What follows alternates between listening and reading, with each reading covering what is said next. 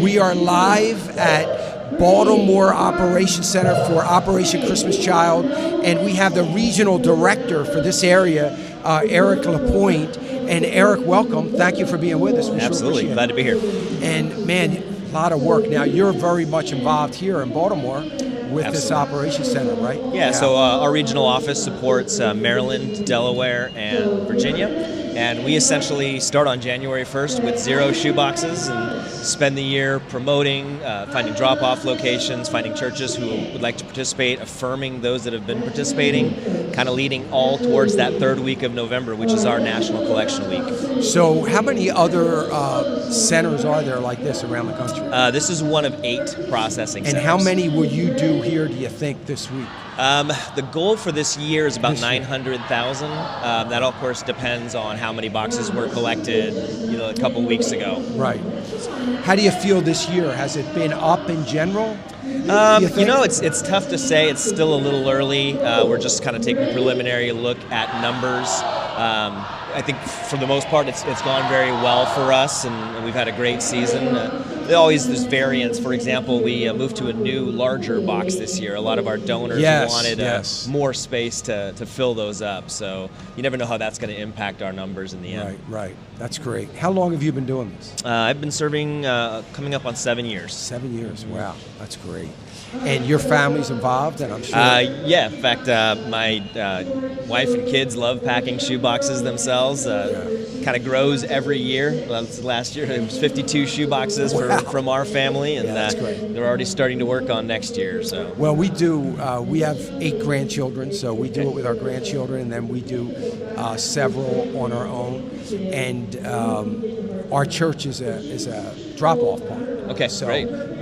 We get to pack a lot of those boxes that are coming here to Baltimore. They probably are, That's one of the things I really love about the ministry is it's something that you can get involved in whether you are 6 or 96. There's just always an opportunity to contribute, whether you're knitting scarves or with the little ones, kind of teaching them the idea of giving them a global perspective, teaching them that there are kids who don't get gifts every Christmas, and we can do something for them, sharing the love of Christ. And it's really an evangelistic outreach more than anything, isn't it? Yeah, that's really the heart of what we do. And every once in a while, you'll get somebody who says, "This is a terrible humanitarian project," and we agree, it's a terrible humanitarian project. It's really not what it's meant to do. It's really meant to equip pastors and missionaries overseas with a tool that's going to allow them to reach into their local communities. And as they bring kids in to receive a shoebox, the idea is, hey, there's another gift that's undeserved and you can't earn it. That's the love of Christ. And this gift is meant to represent kind of a tangible representation of that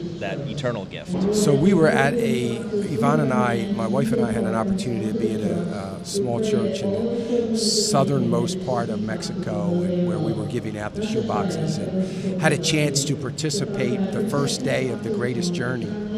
And the pastor of that church, this was such an incredible tool for that church to obviously have all these kids that wanted to participate in the Greatest Journey.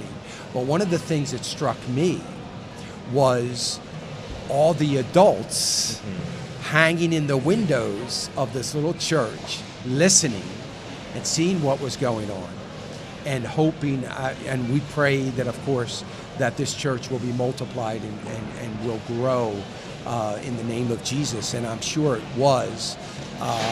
But tell us about the Greatest Journey and what some of the children have an opportunity to go do. Yeah, absolutely. I think that's one of the things that is the most exciting thing about this ministry.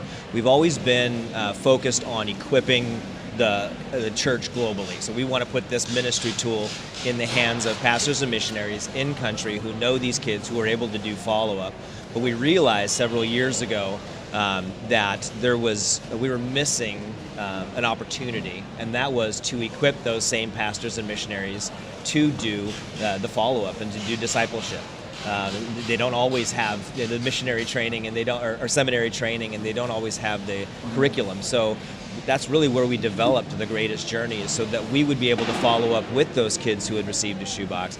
Okay, you've made a decision for Christ. Now, what does that mean? And so we invite them back for a 12-week discipleship program.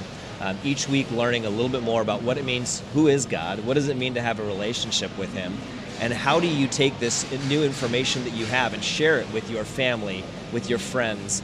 So really, it's we talk about evangelism, discipleship, and multiplication. So it's discipling them, but also teaching them how to share the gospel with their friends and families. And so that they're mobilizing the children who have received the shoeboxes in the community to even broaden the impact that just one shoebox can have. That is great, and I've had a chance to talk to some of the adults now that have received a shoebox when they were younger, and how that has affected their life and impacted their life. But what it's doing to the communities is just amazing, and that's the part of it that I know we appreciate so much about the ministry, to be a part of the Great Commission, to be a part of the evangelism that is going on around the world as a result of just a few things in a shoebox, and what a blessing that is. And that's what drew me to this ministry as well, especially the way that the care given to handing out the shoeboxes. We're not going to hand out shoeboxes in a country where we don't have trained volunteers who understand Samaritan's Purse, who understand Operation Christmas Child, who are going to find those ministry partners who are going to effectively share the gospel, train them to do so, and then equip them to do it. And we're not doing it haphazardly. We're not handing it over to a government. We're handing it over to volunteers on the other side of the shoebox who are serving year-round, like many of the volunteers here. In country. Yeah, right. Absolutely. Right. So we know that we can trust this investment to them and to hand out those shoeboxes. Which is wonderful, because you're not doing this and leaving. You're really staying with the pastors and the volunteers you've raised up. And that's often people want to know, how can I go hand out shoeboxes? Of course, we would love to send everybody, because it is such a powerful experience to watch these pastors and missionaries in action, but that's really not our ministry model. Our ministry model is the church in the U.S. and the other 7 countries that pack shoeboxes, equipping the global church. Yeah, that makes sense. What are some of the big handicaps? I mean, what do you struggle with the most as an area director?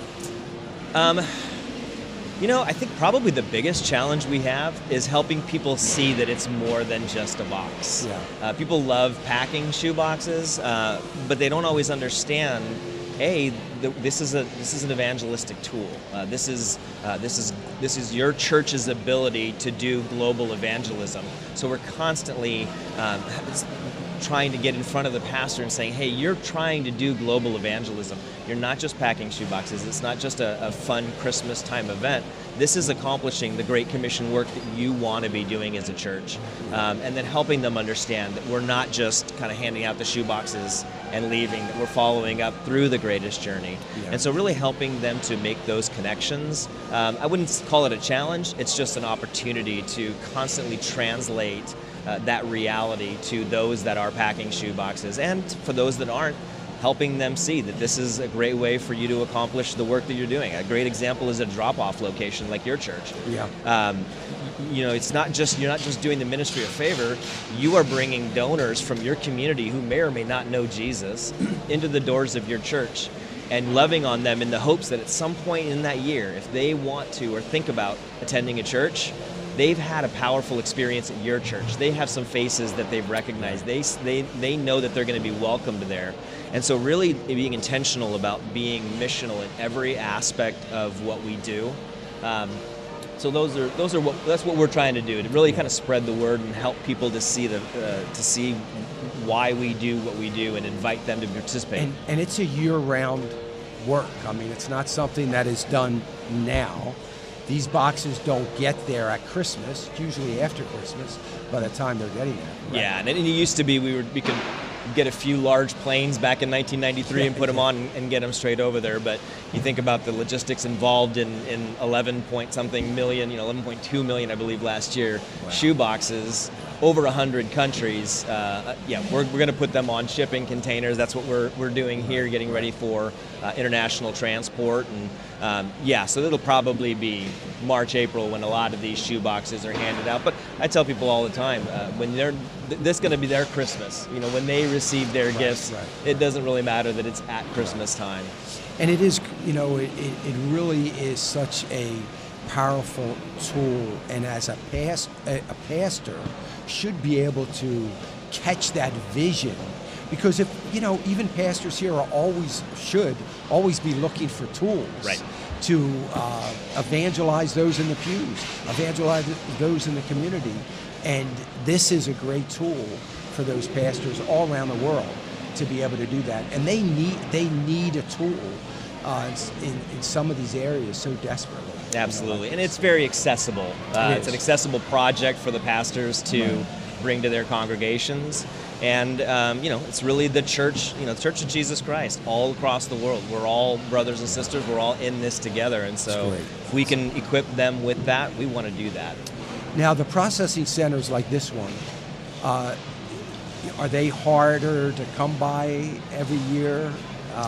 So that is one of our unique challenges. Is we'll use this warehouse for 3 months. We'll get it on October 1st, and we'll be out by the end of December. And so, finding a location for just this short period of time, everything you see here has to be trucked in, set up, and then packed back up and put away. We have a few warehouses that are permanent. Good. So in a few locations, we're able to utilize the warehouse for larger Samaritan's Purse efforts. Eric, I want to thank you so much for the work that you're doing for the kingdom. Thanks, what a joy. Sure appreciate you being here, and thank you for welcoming us. We're glad to have you. I know it's going to be a great one this year.